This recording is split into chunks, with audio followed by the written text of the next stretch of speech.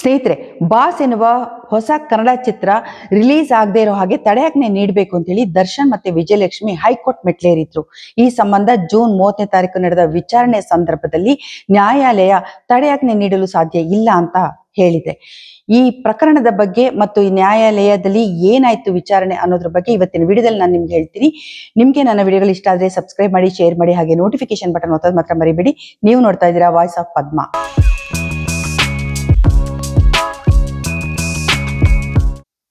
ನಮಸ್ಕಾರ, ನಾನು ಪದ್ಮ ಶಿವಮೊಗ್ಗ. ಸ್ನೇಹಿತರೆ, ಬಾಸ್ ಎನ್ನುವ ಹೊಸ ಕನ್ನಡ ಸಿನಿಮಾ ರಿಲೀಸ್ಗೆ ಸಿದ್ಧ ಆಗಿದೆ.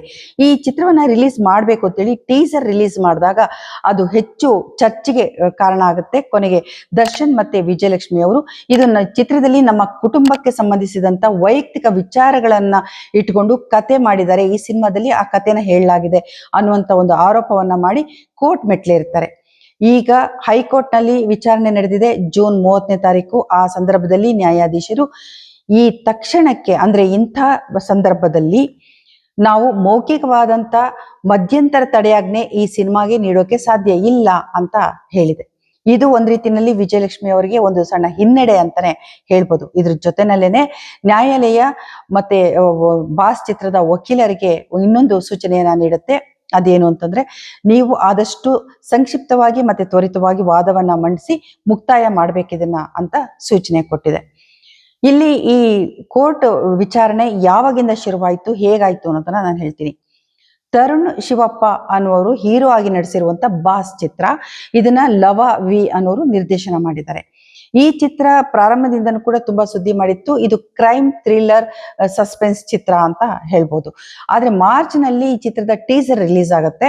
ಆ ಸಂದರ್ಭದಲ್ಲಿ ಟೀಸರ್ ನೋಡಿದಂತಹ ಎಲ್ಲರಿಗೂ ಕೂಡ ಮೇಲ್ನೋಟಕ್ಕೆ ಭಾಸ ಆಗೋದೇನು ಅಂತಂದ್ರೆ, ಈ ಚಿತ್ರ ರೇಣುಕಾ ಸ್ವಾಮಿ ಕೊಲೆ ಪ್ರಕರಣಕ್ಕೆ ಸಂಬಂಧಿಸಿದ್ದ ಅಂತೇಳಿ. ಯಾಕೆ ಅಂದ್ರೆ ಆ ಟೀಸರ್ ಅಲ್ಲಿ ಒಂದು ಡೈಲಾಗ್ ಬರುತ್ತೆ.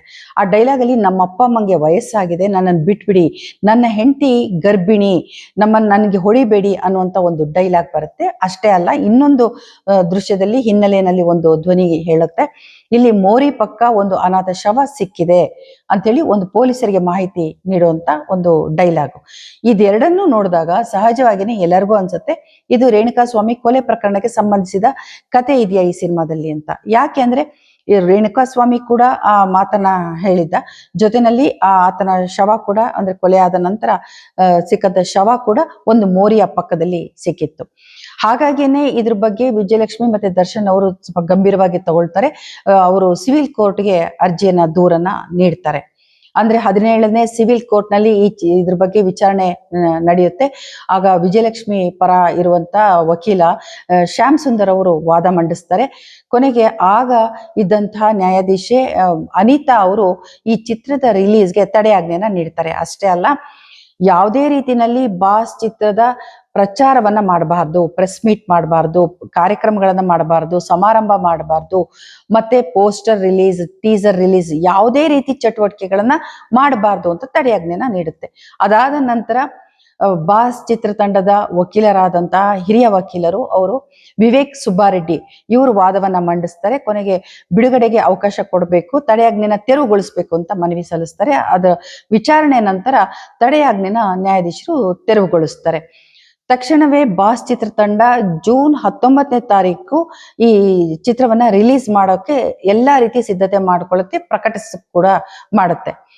ಅದಾದಾಗ ವಿಜಯಲಕ್ಷ್ಮಿ ಅವ್ರು ಏನ್ ಮಾಡ್ತಾರೆ, ಮತ್ತೆ ಹೈಕೋರ್ಟ್ಗೆ ಈ ಸಿವಿಲ್ ನ್ಯಾಯಾಲಯದಲ್ಲಿ ಏನ್ ತೀರ್ಪು ಬಂದಿತ್ತು ಆ ತೀರ್ಪನ್ನ ಪ್ರಶ್ನಿಸ್ಬಿಟ್ಟು ಅರ್ಜಿಯನ್ನ ಸಲ್ಲಿಸ್ತಾರೆ.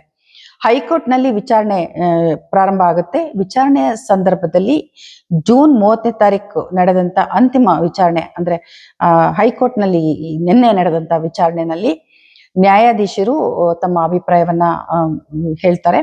ಅದೇನು ಅಂತಂದ್ರೆ, ಇಂಥ ಪರಿಸ್ಥಿತಿನಲ್ಲಿ ಸಂದರ್ಭದಲ್ಲಿ ಒಂದು ಮೌಖಿಕವಾದಂತ ಮಧ್ಯಂತರ ತಡೆಯಾಜ್ಞೆ ನೀಡೋದಕ್ಕೆ ಸಾಧ್ಯ ಇಲ್ಲ ಅಂತ ಹೇಳ್ತಾರೆ. ಇದು ಒಂದ್ ರೀತಿಯಲ್ಲಿ ವಿಜಯಲಕ್ಷ್ಮಿ ಅವರಿಗೆ ಮತ್ತೆ ದರ್ಶನ್ ಅಭಿಮಾನಿಗಳಿಗೆ ಸ್ವಲ್ಪ ನಿರಾಶೆಯನ್ನು ಉಂಟು ಮಾಡುವಂತ ವಿಚಾರ ಅಂತಾನೆ ಹೇಳ್ಬೋದು. ಅಂದ್ರೆ ತಕ್ಷಣ ತಡೆಯಾಜ್ಞೆ ಅವ್ರಿಗೆ ನಿರೀಕ್ಷೆ ಇತ್ತು ಸಿಗ್ಬೇಕು ಅಂತೇಳಿ, ಆದ್ರೆ ಅದು ಆಗಿಲ್ಲ. ಅದ್ರ ಜೊತೆನೆ ಈಗ ನ್ಯಾಯಾಲಯವು ಮತ್ತೆ ವಕೀಲರಿಗೆ ಹೇಳಿದೆ, ಅಂದ್ರೆ ವಿವೇಕ್ ಸುಬ್ಬಾರೆಡ್ಡಿ ಅವರಿಗೆ ಹೇಳಿದೆ. ನೀವು ಆದಷ್ಟು ಬೇಗ ನಿಮ್ಮ ಬಾಸ್ ಚಿತ್ರದ ಪರವಾಗಿ ವಾದವನ್ನ ತ್ವರಿತವಾಗಿ ಮತ್ತೆ ಸಂಕ್ಷಿಪ್ತವಾಗಿ ಮಾಡಿ ಮುಗಿಸ್ಬೇಕು ಅಂತ ಹೇಳಿದೆ. ಮತ್ತೆ ಜುಲೈ 3ನೇ ತಾರೀಕು ಅಂದ್ರೆ ಬರುವ ಶುಕ್ರವಾರಕ್ಕೆ ವಿಚಾರಣೆಯನ್ನ ಮುಂದೂಡಿದೆ. ಹಾಗಾಗಿ ಅವತ್ತು ವಿಚಾರಣೆಯಲ್ಲಿ ಏನಾಗುತ್ತೆ ಅನ್ನೋದನ್ನ ನಾವೆಲ್ಲ ಕಾದ್ ನೋಡ್ಬೇಕು. ಅದು ವಿಚಾರಣೆ ಅಲ್ಲಿಗೆ ಮುಂದುವರಿಯತ್ತಾ ಅಥವಾ ತೀರ್ಪು ಹೊರಗೆ ಬರತ್ತಾ ಅಥವಾ ಅದು ಮತ್ತೆ ವಿಚಾರಣೆನ ಮುಂದಕ್ಕೆ ಹಾಕ್ತಾರಾ ಅನ್ನೋದನ್ನ ಕಾದ್ ನೋಡ್ಬೇಕಾಗಿದೆ. ಒಟ್ಟಾರೆಯಾಗಿ ಬಾಸ್ ಚಿತ್ರದ ರಿಲೀಸ್ಗೆ ಕೂಡ ಇಲ್ಲಿ ಒಂದು ದೊಡ್ಡ ಅಡ್ಡಿಯಾಗಿದೆ ಅಂತಾನೆ ಹೇಳ್ಬೋದು.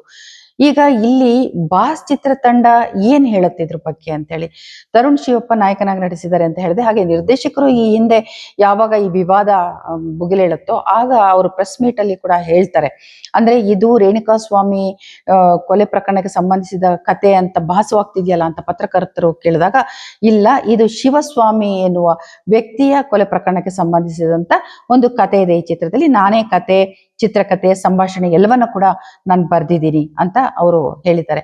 ಅಷ್ಟೇ ಅಲ್ಲ, ಇದು ಕ್ರೈಮ್ ಸಸ್ಪೆನ್ಸ್ ಥ್ರಿಲ್ಲರ್ ಚಿತ್ರ. ನಿಮ್ಗೆ ಟ್ರೈಲರ್ ರಿಲೀಸ್ ಆದಾಗ ಇದು ಚಿತ್ರದ ನಿಜವಾದ ಕತೆ ಏನು ಅನ್ನೋದು ಅರ್ಥ ಆಗುತ್ತೆ ಅಂತ ಹೇಳ್ತಿದ್ದಾರೆ. ಟ್ರೈಲರ್ನ ಅವ್ರು ಇನ್ನು ರಿಲೀಸ್ ಮಾಡಿಲ್ಲ. ಮತ್ತೆ ಈ ಚಿತ್ರ ಹೊಸಬರ ಚಿತ್ರ ಅನ್ನೋದಂತೂ ಹೇಳಬೇಕಿಲ್ಲಿ. ಹಾಗಾಗಿ ಅವರು ರಿಲೀಸ್ಗೆ ಇನ್ನಿಲ್ಲದಂತೆ ಪ್ರಯತ್ನವನ್ನ ಮಾಡ್ತಾ ಇದ್ದಾರೆ. ಈಗ ಬಾಸ್ ಎನ್ನುವಂತ ಟೈಟಲ್, ದರ್ಶನ್ ಅವರಿಗಿರುವಂತ ಡಿ ಬಾಸ್ ಎನ್ನುವಂತ ಒಂದು ನಿಕ್ ನೇಮ್ ಏನಿದೆ, ಅವರ ಅಭಿಮಾನಿಗಳು ಪ್ರೀತಿಯಿಂದ ಅವ್ರಿಗೆ ಇಟ್ಟಿರುವಂತ ಹೆಸರು, ಅದನ್ನ ಹೋಲ್ತಾ ಇದೆ ಅನ್ನೋದು ಒಂದು ಅವರ ಅಭಿಮಾನಿಗಳಲ್ಲಿ ಸ್ವಲ್ಪ ಆಕ್ರೋಶವನ್ನು ಉಂಟು ಮಾಡಿದೆ. ಆ ಹೆಸರನ್ನ ಯಾಕೆ ಇವ್ರು ಸಿನಿಮಾಗೆ ಇಟ್ಕೋಬೇಕಾಗಿತ್ತು ಅಂತ ಟೈಟಲ್ ಕಾರಣಕ್ಕೂ ಕೂಡ ಅವರು ಅಸಮಾಧಾನಗೊಂಡಿದ್ದಾರೆ. ಯಾಕೆಂದ್ರೆ ದರ್ಶನ್ 2011ರಲ್ಲಿ ಬಾಸ್ ಎನ್ನುವಂತ ಹೆಸರಿನ ಚಿತ್ರದಲ್ಲಿ ನಟಿಸಿದ್ರು. ಈ ಹಿಂದೆ ಅದು ಚಿತ್ರ ರಿಲೀಸ್ ಆಗಿದೆ, ಆದ್ರೆ ಆ ಚಿತ್ರದಲ್ಲಿ ದರ್ಶನ್ ದ್ವಿಪಾತ್ರದಲ್ಲಿ ನಟಿಸಿದ್ರು. ಈಗ ಮತ್ತೆ ಬಾಸ್ ಅನ್ನುವ ಹೆಸರಿನಲ್ಲಿ ಮತ್ತೊಂದು ಹೊಸ ಚಿತ್ರವನ್ನ ಹೊಸ ನಾಯಕನನ್ನ ಹಾಕೊಂಡು ಮಾಡಿರೋದು ಅಭಿಮಾನಿಗಳಿಗೆ ಅಷ್ಟು ಇಷ್ಟ ಆಗಿಲ್ಲ, ಅಸಮಾಧಾನವನ್ನು ಉಂಟು ಮಾಡಿದೆ ಅಂತಾನೆ ಹೇಳ್ಬೇಕು. ಆದ್ರೆ ಇದು ಈ ತರ ಪ್ರಕರಣಗಳು ಚಿತ್ರರಂಗದಲ್ಲಿ ಬಹಳ ನಡೆದಿದೆ. ಅಂದ್ರೆ ಒಂದಷ್ಟು ಹಳೆಯ ಜನಪ್ರಿಯ ಚಿತ್ರಗಳ ಹೆಸರುಗಳನ್ನ ಮತ್ತೆ ಒಂದು ಹೊಸ ಚಿತ್ರಕ್ಕೆ ತಗೊಳ್ಳೋದು ಅಂತ. ರಾಜ್ಕುಮಾರ್ ಅಭಿನಯದ ಹಲವು ಚಿತ್ರದ ಹೆಸರುಗಳನ್ನ ಮತ್ತೆ ರಿಪೀಟ್ ಮಾಡಿದ್ದಾರೆ. ಆದ್ರೆ ಒಂದಷ್ಟು ವರ್ಷಗಳ ನಂತರ ಈ ಟೈಟಲ್ ನ ಬಳಸ್ಬೋದು ಅಂತ ಹೇಳಿ ಒಂದು ನಿಯಮ ಕೂಡ ಚಿತ್ರರಂಗದಲ್ಲಿ ಇದೆ. ಹಾಗಾಗಿನೇ ಅಷ್ಟು ವರ್ಷಗಳಾದ ನಂತರ ಯಾರು ಬೇಕಾದ್ರೂ ಹಳೆಯ ಚಿತ್ರದ ಯಾವ ಹೆಸರನ್ನಾದ್ರೂ ತಗೋಬಹುದು ಅನ್ನೋದು ಚಾಲ್ತಿಯಲ್ಲಿದೆ. ಹಾಗಾಗಿನೇ ಬಾಸ್ ಅನ್ನೋ ಚಿತ್ರವನ್ನ ಅವರು ಆರಿಸ್ಕೊಂಡಿದ್ದಾರೆ. ಇದೊಂದು ರೀತಿಲಿ ಮಾರ್ಕೆಟಿಂಗ್ ಸ್ಟ್ರಾಟಜಿ ಅಂತಾನೆ ಹೇಳ್ಬೋದು. ಅಂದ್ರೆ ಜನಪ್ರಿಯ ಸಿನಿಮಾದ ಟೈಟಲ್ಲು, ಜನಪ್ರಿಯತೆ ಇರುವಂತ ವ್ಯಕ್ತಿಯ ಹೆಸರನ್ನ ತಮ್ಮ ಚಿತ್ರಕ್ಕೆ ಇಟ್ಟು ಆ ಚಿತ್ರವನ್ನ ಗೆಲ್ಲಿಸುವಂತ ಒಂದು ಪ್ರಯತ್ನ, ಅಂದ್ರೆ ಪ್ರಾರಂಭದಲ್ಲಿ ಆ ಚಿತ್ರಕ್ಕೆ ಒಂದು ಪ್ರಚಾರವನ್ನ ಪಡೆಯುವಂತ ಒಂದು ಪ್ರಯತ್ನ ಅಂತಾನೆ ಹೇಳ್ಬೋದು. ಅದನ್ನ ಬಹಳಷ್ಟು ಜನ ಮಾಡ್ಕೊಂಡು ಬಂದಿದ್ದಾರೆ. ಈಗ ದರ್ಶನ್ ಅವರು ಈಗಾಗಲೇ ರೇಣುಕಾಸ್ವಾಮಿ ಕೊಲೆ ಪ್ರಕರಣಕ್ಕೆ ಸಂಬಂಧಿಸಿದಂತೆ ಆರೋಪಿಯಾಗಿ ಜೈಲು ವಾಸವನ್ನ ಅನುಭವಿಸ್ತಾ ಇದ್ದಾರೆ. ಅವರನ್ನ ಹೊರಗೆ ಕರ್ಕೊಂಡು ಬರೋದಿಕ್ಕೆ ಬಹಳಷ್ಟು ಪ್ರಯತ್ನಗಳು ನಡೀತಾ ಇದೆ. ಇತ್ತೀಚೆಗೆ ನಡೆದಂತ ವಿಚಾರಣೆ ಸಂದರ್ಭದಲ್ಲಿ ಹಿರಿಯ ವಕೀಲರೊಬ್ಬರು ಹೇಳಿದಂತ ಒಂದು ಮಾಹಿತಿ ಏನಿತ್ತು ಅಂದ್ರೆ, ಪವಿತ್ರ ಗೌಡ ಮತ್ತೆ ಇತರ ಆರೋಪಿಗಳಿಗೆ ಬೇಲ್ ಸಿಗ್ಬೋದೇನೋ, ಆದ್ರೆ ದರ್ಶನ್ ಅವರಿಗೆ ಸಿಗಲ್ಲ ಅಂತ ಹೇಳಿದ್ರು. ಅದಕ್ಕೆ ಅವ್ರು ಕೊಟ್ಟಂತ ಕಾರಣ ಏನು ಅಂತಂದ್ರೆ, ದರ್ಶನ್ ಅವರು ಮೇಲ್ಮನವಿ ಸಲ್ಲಿಸಿ ಸುಪ್ರೀಂ ಕೋರ್ಟ್ಗೆ ಹೋಗಿದ್ದಾರೆ. ಹಾಗಾಗಿ ಸುಪ್ರೀಂ ಕೋರ್ಟ್ ಅಲ್ಲಿ ಮೇಲ್ಮನವಿ ಇರೋದ್ರಿಂದ ಅಲ್ಲಿ ಇತ್ಯರ್ಥ ಆಗ್ಬೇಕಾಗುತ್ತೆ, ಅದು ತಡ ಆಗ್ಬೋದು, 1 ವರ್ಷನೇ ತಗೋಬಹುದು ಅಂತ ಕೂಡ ಹಿರಿಯ ವಕೀಲರೊಬ್ರು ಅಭಿಪ್ರಾಯ ಪಟ್ಟಿದ್ದಾರೆ. ಹಾಗಾಗಿ ದರ್ಶನ್ ಅವರ ಬೇಲ್ ಮೇಲೆ ಬಿಡುಗಡೆ ಮಾಡಬೇಕು ಅನ್ನುವಂತ ಪ್ರಯತ್ನಗಳು ಕನ್ನಡ ಚಿತ್ರರಂಗದ ಹಿರಿಯರು ಕೂಡ ಬಹಳಷ್ಟು ಪ್ರಯತ್ನ ಪಡ್ತಾ ಇದ್ದಾರೆ. ಅದು ಎಷ್ಟು ಮಟ್ಟಿಗೆ ಸಾಧ್ಯ ಆಗುತ್ತೆ ಅನ್ನೋದು ಗೊತ್ತಿಲ್ಲ, ಕಾದ್ ನೋಡ್ಬೇಕಾಗಿದೆ. ಸ್ನೇಹಿತರೆ, ನಿಮ್ಗೆ ನನ್ನ ವಿಡಿಯೋಗಳು ಇಷ್ಟ ಆದ್ರೆ ಸಬ್ಸ್ಕ್ರೈಬ್ ಮಾಡಿ, ಶೇರ್ ಮಾಡಿ, ಹಾಗೆ ನೋಟಿಫಿಕೇಶನ್ ಬಟನ್ ಒತ್ತೋದು ಮಾತ್ರ ಮರಿಬೇಡಿ. ನೀವು ನೋಡ್ತಾ ಇದ್ದೀರಾ ವಾಯ್ಸ್ ಆಫ್ ಪದ್ಮ. ನಿಮ್ಗೆಲ್ರಿಗೂ ಒಳ್ಳೇದಾಗ್ಲಿ. ನಮಸ್ಕಾರ.